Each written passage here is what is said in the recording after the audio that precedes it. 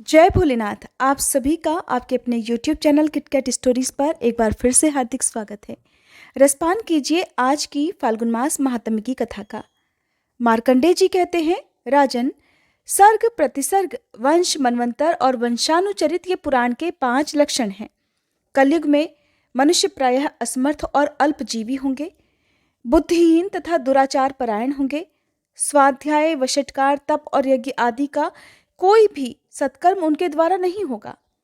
वे स्त्रियों की कामना रखने वाले और विषयालोलुप होंगे। ब्राह्मण सकाम भाव से ही कर्म करने वाले और याचक होंगे। सदा दान लेंगे और परिवार के भरण पोषण में ही लगे रहेंगे। स्त्रियों के प्रति आसक्ति होने के कारण वे आत्मा को नहीं जानेंगे। धर्मिष्ठ और तपस्वी भी कुकर्म करेंगे।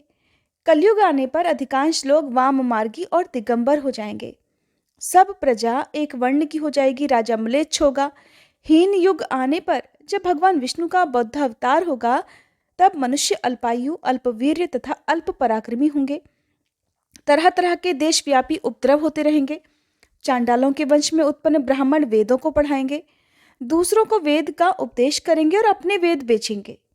धन पाने के लोभ से राजाओं के दरबार में जाएंगे, अग्निहोत्र और कन्याओं को बेचेंगे। कलयुग के वेद पाठी ब्रह्मचर्य व्रत से रहित होंगे। 10-12 वर्ष की बालिका भी गर्भ धारण करेगी। स्त्री अपने पति का और पुत्र अपने माता पिता का आदर नहीं करेंगे। बहू सास की और पुत्री अपनी माँ की बात नहीं मानेगी। ये सब बातें यहाँ संक्षेप से बताई गई हैं। युधिष्ठिर, एक दिव्य कथा सुनो जो सब पापों का नाश करने वाली है। पूर्व काल में वसुदान नाम वाले एक चक्रवर्ती राजर्षि थे। उनकी राजधानी अयोध्या थी। उनके राज्य में कोई भी दीन, दुखी या दरिद्र नहीं था। एक बार राजा वसुदान वेद के पारंगत ब्राह्मण ऋत्विजों के साथ यज्ञ की सब सामग्री इकट्ठा करके अमरेश्वर तीर्थ में गए। वहां उनका यज्ञ प्रारंभ हुआ और निर्विघ्न समाप्त भी हो गया। अब भ्रत के जल से वहां की स्वर्ण निर्मित पूरी पृथ्वी भीग गई। उस यज्ञ में ब्रह्मा, विष्णु और शिव जी का एक साथ ही पूजन किया गया और वहां होम से दूध और घी की अलग अलग धाराएं बह निकली। गौमूत्र की भी एक धारा बहने लगी और वेदों के पारंगत विद्वान ऋषि मुनियों ने देवताओं को जो स्नान कराया था, उस जल की भी एक धारा बह निकली। इन सब धाराओं के आपस में मिल जाने पर ब्रह्म ऋषियों और देवताओं ने देखा कि एक नदी बह रही है। वह नदी कपिला नाम से प्रसिद्ध हुई। कपिला और नर्मदा का जहाँ संगम है, वहाँ रुद्रावर्त तीर्थ बताया गया है। इसके बाद दक्षिणाओं द्वारा सब ब्राह्मणों का भलीभांति सत्कार किया गया। उन्हें तरह तरह के वस्त्र आभूषणों से विभूषित करके हाथी, घोड़े और रथ पर बिठाया गया। देवताओं को भी ऐसा ही सत्कार प्राप्त हुआ। सब देवता संतुष्ट होकर राजा वसुदान से बोले कि महाभाग, इस यज्ञ से हम बहुत प्रसन्न हैं, तुम कोई वर मांगो।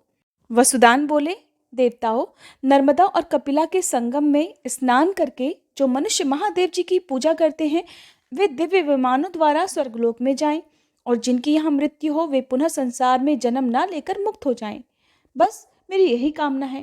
सुनकर देवतागण कहने लगे कि राजन, तुम्हारे सभी अभीष्ट मनोरथ यथेष्ट सफल होंगे। ऐसा कहकर सब देवता अपने अपने विमान पर आरूढ़ होकर प्रसन्नता से स्वर्गलोक को चले गए। राजर्षि वसुदान भी वेदवेत्ता ब्राह्मणों के साथ परम आनंद से युक्त होकर अयोध्यापुरी में लौट आए। उस तीर्थ के प्रभाव से अंतःपुर और परिवार सहित उन्होंने प्रचुर भोगों का उपभोग किया और अंत में वे भगवान शिव के परम धाम में गए। हे युधिष्ठिर, इस प्रकार नर्मदा और कपिला के संगम का वृतांत तुम्हें बताया गया।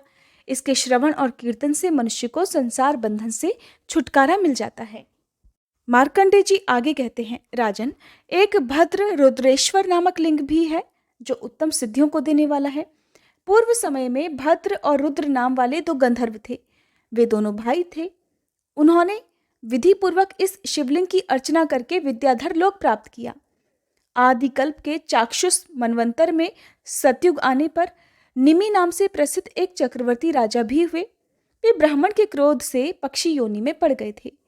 तब उन्होंने सोमवती अमावस्या में यहाँ स्नान करके इस तीर्थ के महात्म्य से पक्षी योनि त्याग कर स्वर्गलोक प्राप्त किया।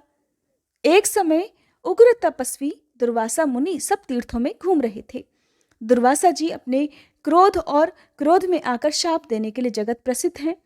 घूमते घूमते वे पितरों के हित की कामना से पितृतीर्थ गया जी में गए। वहां स्नान करके महादेव जी तथा ब्रह्मा जी का पूजन करने के बाद उन्होंने कुश और तिलयुक्त जलांजलि तथा पिंड पितरों के लिए अर्पित किए। पिंडदान करके दुर्वासा जी ने मुनियों से कहा, मुनीश्वरों, मैंने सुना था कि इस तीर्थ में पितर लोग उपस्थित होकर अपने हाथ से पिंड ग्रहण करते हैं। वह बात तो आज मैं नहीं देखता, इसलिए मेरी तीर्थ यात्रा तो व्यर्थ हो गई। मुनि कहने लगे कि हे मुनिवर, अमावस्या को यहाँ दिया हुआ पिंडदान पितर लोग अपने हाथ में लेते हैं, इसलिए आप अमावस्या तक कृपया प्रतीक्षा कीजिए। सुनकर दुर्वासा जी ने कहा कि अब ना तो मैं यहाँ पिंड दूंगा और ना ही स्नान और दान करूंगा। इसके बाद उन्होंने मुनिवर एरंड से कहा कि आप क्यों अपने शरीर को क्लेश दे रहे हैं। कमंडल हाथ में लेकर ओंकार तीर्थ और नर्मदा नदी की यात्रा कीजिए। ऐसा कहकर दुर्वासा मुनि ऋषियों के साथ अमरकंटक पर्वत पर आए और ओंकारेश्वर की पूजा करके उनका इस प्रकार स्तवन अर्थात स्तुति की। दुर्वासा जी हाथ जोड़कर कहने लगे, काल स्वरूप महादेव जी को नमस्कार है, त्रिमूर्तिधारी शिव जी को नमस्कार है, ऋग्वेद, यजुर्वेद और सामवेद जिनके स्वरूप हैं उन सर्व की शिव को नमस्कार है। भवोद्धव, हे जगन्नाथ उमाकांत, आपको नमस्कार है। कल्याणकारी सुखदाता भव को नमस्कार है। हे मंगलकारी शिव, आपको नमस्कार है। तीन नेत्रों वाले आपको नमस्कार है। अर्धचंद्रधारी श्रीकंठ और नीलकंठ को नमस्कार है। सर्पों का आभूषण धारण करने वाले त्रिशूलधारी रुद्र को नमस्कार है। पिनाक धनुष धारण करने वाले महादेव जी को नमस्कार है। प्रभो, आप सर्वस्वरूप और चराचर जगत स्वरूप हैं, आपको नमस्कार है। हे सुरेश्वर, इस लोक और परलोक में मेरे अपराध को आप क्षमा कीजिए। देवेश, हे उमापते, आपके समान दूसरा कोई नहीं है। यह दिव्य स्तुति सुनकर ओंकार स्वरूपधारी भगवान शिव प्रकट होकर बोले, महाभाग, तुम कोई वर मांगो। तब दुर्वासा जी ने कहा, हे देव, मेरी इच्छा है कि ये तीर्थ गया जी के समान हो जाए। तब भगवान ओंकार बोले कि तपोधन, मेरी कृपा से ये तीर्थ आज से ही गया जी के समान हो जाएगा। इस प्रकार वरदान पाकर ब्रह्म ऋषि दुर्वासा जी अमरकंटक के पूर्व भाग में मुनियों के साथ रहने लगे। मार्कंडे जी कहते हैं, महाभाग, इसके बाद नर्मदा तट पर विद्यमान शल्या और विशल्या तीर्थ में जाए। वहां स्नान करके मनुष्य स्वर्गलोक को जाता है। उस तीर्थ में अतिशय उत्तम यज्ञेश्वर तथा धूपेश्वर लिंग हैं। उनको सिद्धिदाता और मोक्षदाता जानो। उस तीर्थ में तिल और जल से तर्पण करने पर पितर सूर्य, चंद्रमा और नक्षत्रों के स्थिति काल तक तृप्त रहते हैं। राजन, सूर्यवंश में भरत नाम से प्रसिद्ध एक राजा हुए हैं जो संपूर्ण पृथ्वी का शासन करते थे। एक समय राजा भरत ने यज्ञ कर्म में तत्पर होकर भृगु पर्वत के दक्षिण भाग में 10 योजन विस्तृत यज्ञ भूमि का निर्माण कराया, जो कुंड और यज्ञ मंडप से सुशोभित थी। यज्ञ की सब सामग्रियों से संपन्न होकर वेद मंत्रों के उच्चारण की ध्वनि से आकाश और पृथ्वी को गुंजाते हुए महाराज भरत ने यज्ञ प्रारंभ कर दिया। उन्होंने होम से सप्तलोकवासी देवताओं को तृप्त किया। इस प्रकार अमित तेजस्वी राजा का यज्ञ अभी चल ही रहा था कि उसका विध्वंस करने के लिए भयानक रूप वाले राक्षस माल्यवान, सुमाली, सुकेशी, शंख और दूषण आदि सहस्त्रों की संख्या में वहां आ धमके। उन्होंने यज्ञ की सभी वस्तुएं नष्ट भ्रष्ट कर डाली, जिससे सब देवता भाग गए, ऋत्विजों को मार गिराया।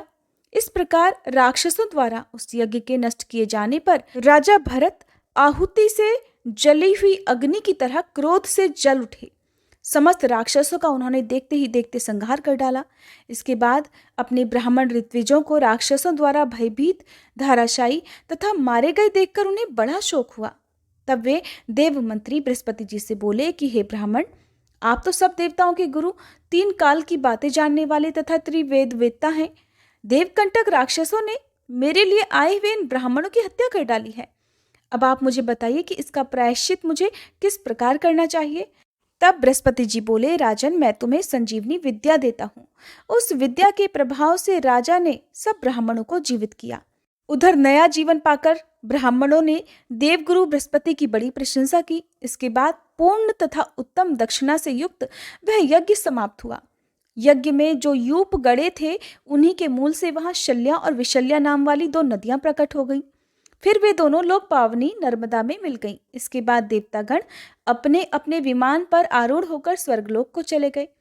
राजा भरत ने भी ब्राह्मणों के साथ अपनी पुरी में प्रसन्नता से प्रवेश किया। मार्कंडेय जी कहते हैं, हे राजन, जहाँ कपिला और नर्मदा का संगम हुआ है, वहां 4 हाथ के भीतर सप्त पाताल वासिनी पिप्पला नदी आकर मिली है। वहीं 2 आवर्त बताए गए हैं, कपिलावर्त और पिप्पलावर्त। उस तृप्तिदायक तीर्थ को प्राप्त करने की पितर लोग भी इच्छा करते हैं। इसलिए पुत्र को चाहिए कि उस तीर्थ में जाकर पितरों के लिए यत्नपूर्वक जलांजलि और पिंडदान दे। जो कोई इस तीर्थ में अमरनाथ का दर्शन करता है, उसे अश्वमेध यज्ञ का फल प्राप्त होता है। चंद्र ग्रहण और सूर्य ग्रहण आदि पर्व के अवसर पर उसका विशेष फल मिलता है। एक दूसरा ईशान तीर्थ भी है, जिसके विषय में पहले सामान्य रूप से चर्चा की गई है। वह कपिला के पूर्व भाग में थोड़ी ही दूर पर स्थित है। उस ईशान लिंग की अर्चना से मनुष्य गणाध्यक्ष पद को प्राप्त होता है।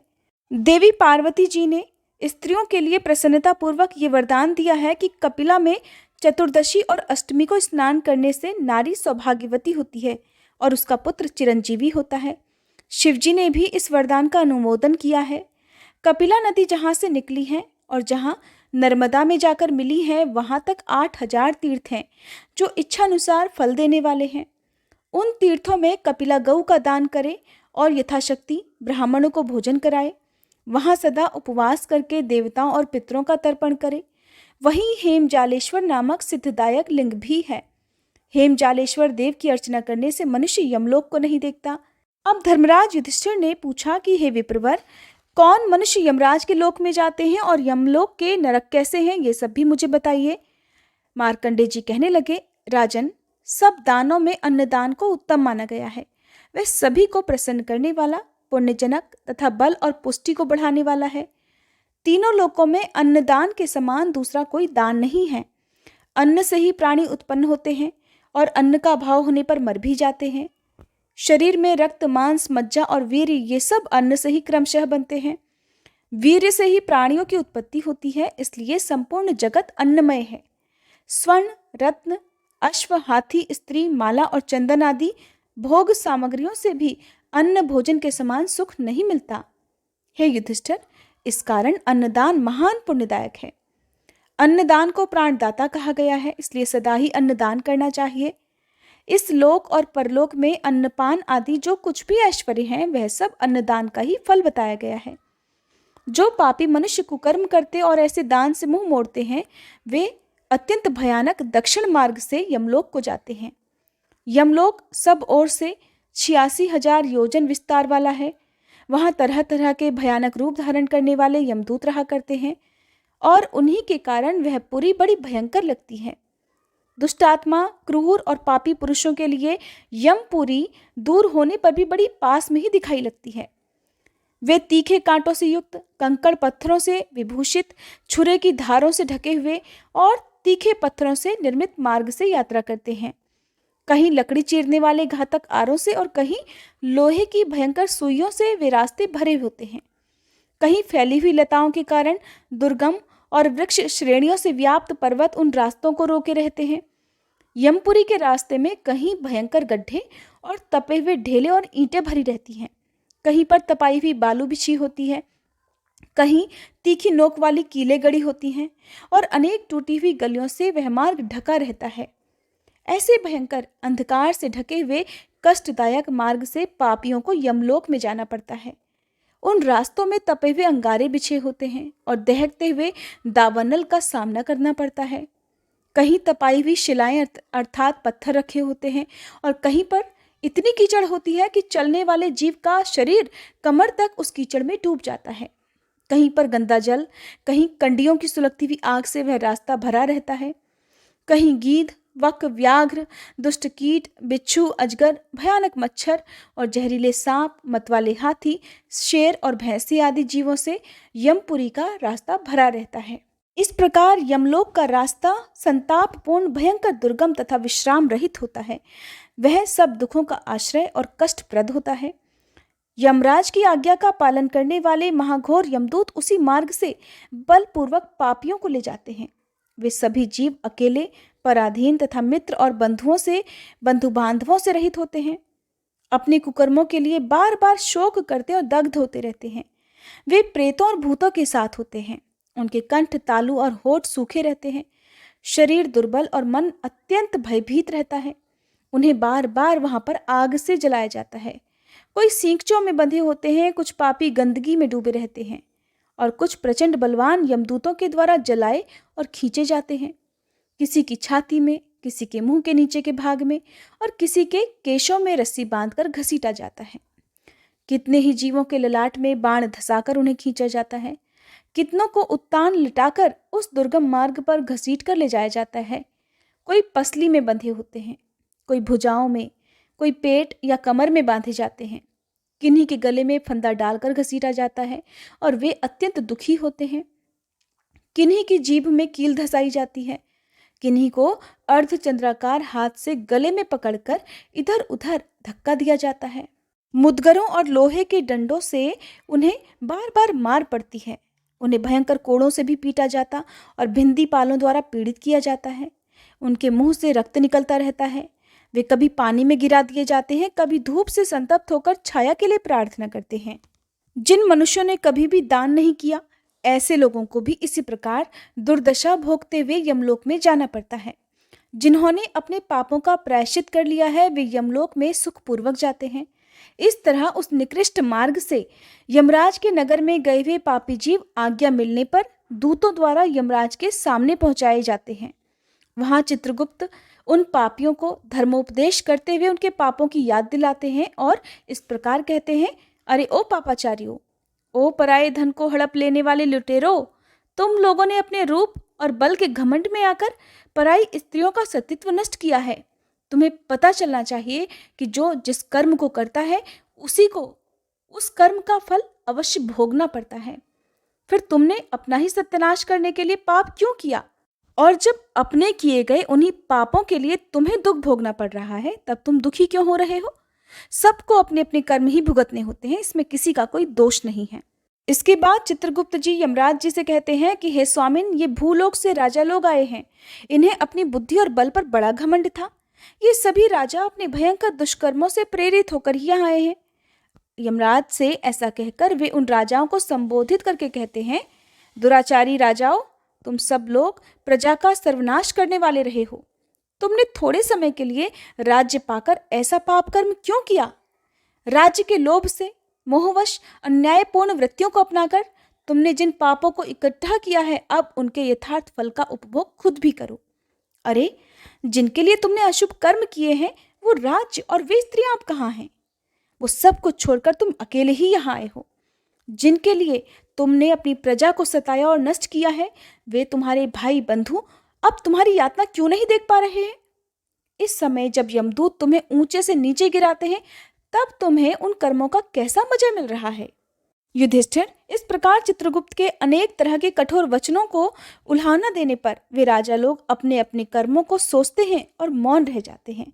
इसके बाद धर्मराज यम उनके पाप की शुद्धि के लिए दूतों को आज्ञा देते हैं कि चंड, महाचंड, तुम लोग इन राजाओं को पकड़कर नरकों की आग में तपाओ और इन्हें पापों से शुद्ध करो।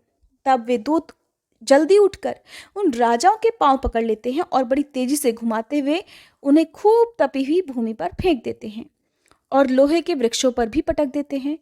उन प्रहारों से जर्जर होकर वे राजा अचेत और निश्चेष्ट हो जाते हैं। फिर वायु का स्पर्श होने पर वे धीरे धीरे होश में आते हैं। तब उन्हें पाप से शुद्ध करने के लिए यमदूत नरक के समुद्र में डाल देते हैं। नरकों की 28 श्रेणियां हैं जो 7वें पाताल के अंत में घोर अंधकार के भीतर स्थित हैं। जय भोलेनाथ। आज की कथा समाप्त हुई। इसके आगे का वृत्तांत जानने के लिए कृपया आप अगली वीडियो का इंतजार जरूर कीजिएगा।